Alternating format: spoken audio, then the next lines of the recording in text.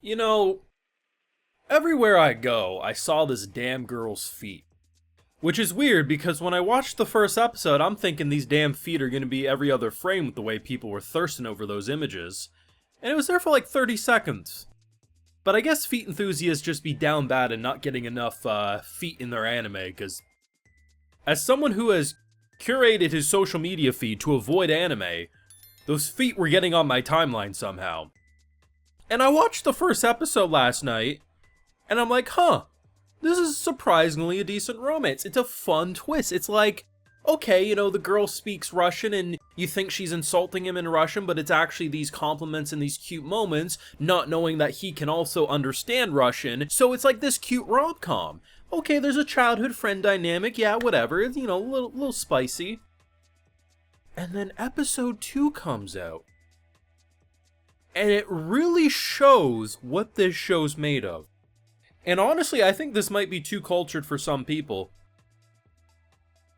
The twist of the childhood friend being a sister is already like, oh, that's interesting. She's into incest. She's into it a lot. I don't know if I'm going to get this quote exactly right, but it's in the ballpark. Incest is only good when they're blood related. They can't be step siblings.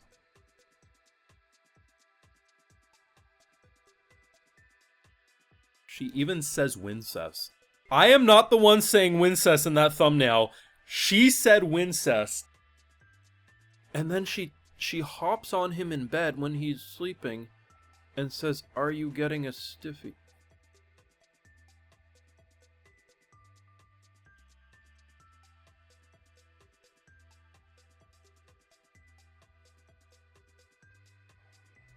Fuck it, I'm in.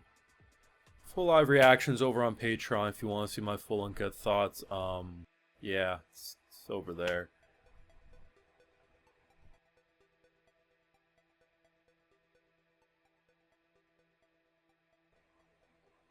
Great couple episodes. Episode 1 was fun. Episode 2 was, I'm almost convinced this show's gonna hit every fetish. I mean, the changing room fan service scene, like, okay, all the outfits and stuff, they gave you thighs, ass, feet, and wincest. It's already hit a lot of things for a lot of people, I'm sure. But it's the comedy that's doing it for me. This show, please for the love of God, tell me I'm not alone. When you look at the title, you look at the poster image, you look at the trailer, or even just the general look of this anime, you're probably thinking it's like a more dry, boring, slow school series, right? Something in the veins of like The Girl I Like Forgot Her Glasses, or even like, I don't know, Komi Can't Communicate. Yeah, there's a lot of comedy in that one, but, you know, in general, it's not like the most explosive show. This show is just like, it's something about what's in the water this anime season, because the shows are just too freaking silly, and I'm here for it. I don't know if this will be a show I cover on the channel. Now, you might want to say, Brandon, your speechlessness says how much you're enjoying this, and I would say to that, correct. The thing is while this show seemingly is very talked about outside my channel, these types of shows don't really do well on my channel. Like, if it's an action, fantasy, isekai, mystery type show, they do well, but these types of shows don't really do well. So, if you prove me wrong and make this video do well, I'll give you an episode 3 next week. Otherwise, it's gonna be a Patreon show. I'm just gonna throw that out there, because constantly I'm left disappointed that shows I really like in this department aren't really viewed on my channel, so just want to throw that out there. But, you know, episode 1 was fun. It was interesting, because I walk into episode 1, I'm like, oh, by the end of the first episode, she's going to learn that he can speak Russian, or he understands Russian, and he can speak a little, seemingly based on some flashbacks.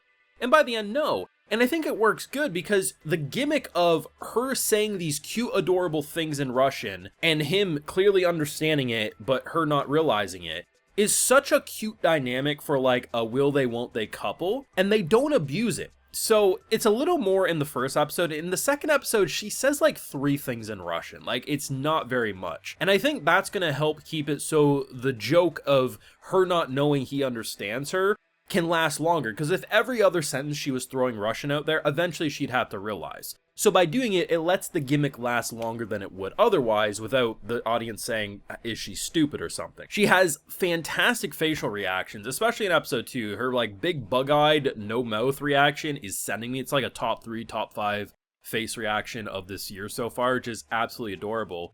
The VAs are surprising. Like, the way she talks in Russian is just so adorable. But our boy's VA, like, when it gets into the more sillier atmosphere, he's just such a fun personality to follow. But I'd be lying if I said Yuki wasn't the best character. Now, she is a character who is leaving me speechless. But boy golly, is she sending me. Like, on one hand, we actually have a great romance of building these two. The whole Russian angle and stuff is just so good. I love it. I love it. It's funny, it's cute, but then it's absurd. And I'm like, are we watching a parody? Like, what in God's name are we dealing with right now? And here's the thing. You know you have something special on your hands when the fan service scene is both eye candy as much as it is actual content. And what I mean, her giving a little fashion show and him actually giving legitimate compliments to Bill, like, okay, like, you know, he's obviously getting embarrassed because he's giving these compliments, but he's actually being honest. He's saying a lot more feelings than a lot of characters put in his shoes would, and she's very much enjoying it. The funniest thing to me is the outfit that made her look slutty to all three of them's point of view. I don't think was the worst one. There was like 2 outfits prior to the last one that was far more revealing in my opinion, but there was something about the skirt that just apparently not. I don't know how long it's going to be until she realizes that they're siblings, because, I mean, as they left together, like, why are they getting off at the same stop together? Obviously was sending her a bit, but, like, the thing about this, if I would have made a video last week, like, when it initially dropped, I would have been like, damn, I'm seeing this girl's feet, and it was surprisingly more than just that girl's feet. Good episode, funny, seems like a good romance. After seeing episode 2, I was not ready to say this might be one of the most entertaining and funny shows of the season, while seemingly potentially being one of the best romances, if not the best romances of the season. I do recommend this show, but it may be a little too cultured for some. Let me know your feelings. That has to be a legitimately fun twist, though, like one of the better ones I've seen this year, the childhood friend turns sister, but then when the sister starts talking about how incest needs to be blood related, I was like, oh, sweet home Alabama, what in God's name did we sign ourselves up for? I just know there's some feet fetish people who thought they were signing up for feet only to get sideswept by Orimo, and that's sending me.